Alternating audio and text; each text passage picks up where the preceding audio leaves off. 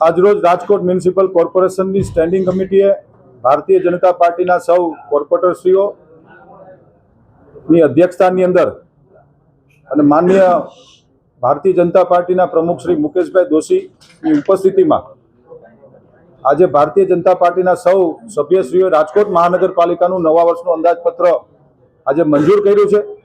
માનનીય મ્યુનિસિપલ કમિશનરશ્રીએ 3112.28 કરોડના કરબોજા સાથેનું બજેટ સ્ટેન્ડિંગ કમિટીમાં આપ્યું હતું, પરંતુ ભારતીય જનતા પાર્ટીના શાસકોની એક નેમ રહી છે કે લોકોની ઉપર જ્યારે એક પણ રૂપિયાનો કરબજો આ ક્યારેય પણ ન આપવો જોઈએ।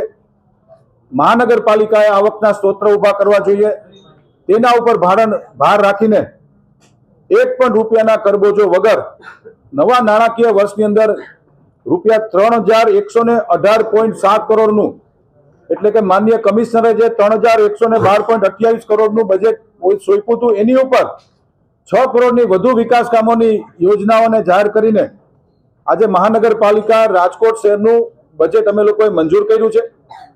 જે કરવેરા માનનીય કમિશનરશ્રી દ્વારા સોંપવામાં આવ્યા હતા એ ભારતીય જનતા પાર્ટીના સૌ શાસકોએ આજે નામંજૂર કરીને શહેરના સર્વાંગી વિકાસ માટે 18 વોર્ડનો પેરેલલ વિકાસ થાય એના માટે આજે મહાનગરપાલિકાની સ્ટેન્ડિંગ કમિટીમાં બજેટ મંજૂર કરવામાં આવ્યું।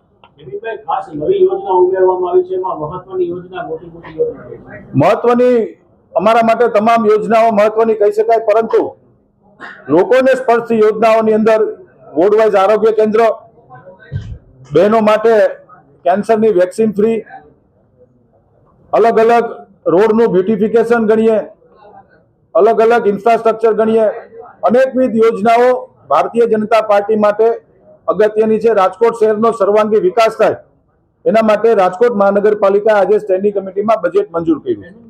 જે રામનાથ મહાદેવ છે, રાજકોટના દેવ છે, બ્યુટિફિકેશન પહેલા ત્યાં પાણી ગંદુ ન જાય, દર વર્ષે જાય છે, રિપોર્ટિંગ કરીને તમે જોવો છો, તો આના માટેના પ્રયાસો બ્યુટિફિકેશનની કોઈ અત્યારે જરૂર નથી। એની પહેલા ગંદુ પાણી દર વર્ષે જાય છે, જ્યારે પહેલો વરસાદ આવે એનું સ્થિતિ ખરાબ હોય છે। બ્યુટિફિકેશન શબ્દ એક હેડ છે, પરંતુ રામનાથ મહાદેવને પડતી તમામ મુશ્કેલીઓ, આપનો પ્રશ્ન ખૂબ સારો અને સાચો છે।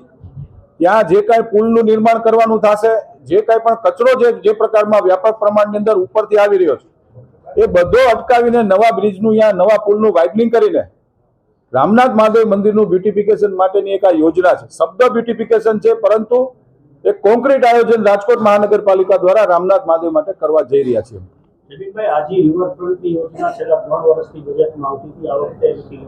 ના, ગયા વર્ષે પણ આજી રિવરફ્રન્ટની યોજના નથી લીધી, નવા નાણાકીય વર્ષમાં પણ નથી લીધી। વાસ્તવિકતા મુજબ આજી રિવરફ્રન્ટની યોજનાને ટેકનિકલ અનેક સ્થિતિઓ અને ખામીઓ નડી રહી છે, જેના કારણે ચાલુ નાણાકીય વર્ષની અંદર આ યોજના અમે લોકોએ બજેટમાં નથી લીધી।